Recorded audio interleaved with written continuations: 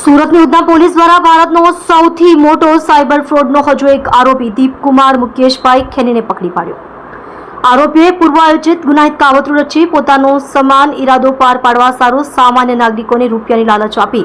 નવા bank account ખોલી કીટો તથા સિમ કાર્ડ મેળવી લઈ પોતાની રીતે ખોટા યુઝર નેમ અને પાસવર્ડ બનાવી ખોટી કિંમતી જામીનગીરીઓ ઊભી કરી ખોટા ઇલેક્ટ્રોનિક ફૂટલેખન વાળા દસ્તાવેજો ઊભા કરી દિલ્હી ખાતે રહી લોકોને ઇન્ટરનેટના માધ્યમથી ઠગાઈ કરવા માટે પોતાની ખોટી ઓળખ ઊભી કરી સાયબર ક્રાઇમના ગુનાના કેસમાં ઉના જિલ્લો ગીર સોમનાથ ખાતેથી વધુ એક આરોપીને ધરપકડ કરતી Udhna surveillance team Surat police commissioner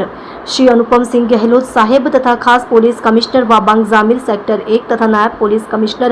Bhagirath Gadhvi zone 2 તથા નાયબ police commissioner Chirag Patel C division નાઓએ છેતરપિંડી તથા IT એક્ટના ગુનામાં નાસ્તા ફરતા આરોપીઓને પકડી પાડવા જરૂરી સૂચનાઓ આપેલ. જે અનુસંધાને ઉધના પોલીસ સ્ટેશનના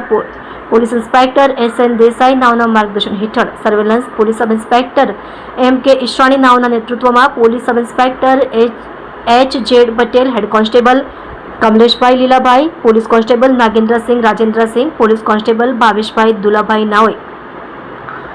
ટેકનિકલ સર્વેલન્સ તથા હ્યુમન સોર્સિસના આધારે ઉધના પોલીસ સ્ટેશનમાં દાખલ થયેલ છેતરપિંડી તથા IT એક્ટના ગુનામાં નાસ્તા ફરતા આરોપી નામે દીપકુમાર મુકેશભાઈ ખેની, ઉંમર વર્ષ 25, ધંધો વેપાર,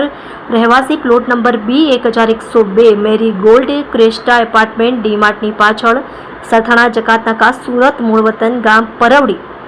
તાલુકો ગારિયાધાર, જિલ્લો ભાવનગર. કાયદેસરની કાર્યવાહી કરી ઉપરોક્ત અધિકારી અને સર્વેલન્સ કર્મચારીઓએ ખૂબ જ સારી અને પ્રશંસનીય કામગીરી કરેલ છે. આપ જોઈ રહ્યા છો ગુજરાતની સૌથી પહેલા ખબર આપતી Surat express news channel director Rajesh મંગલેની સાથે.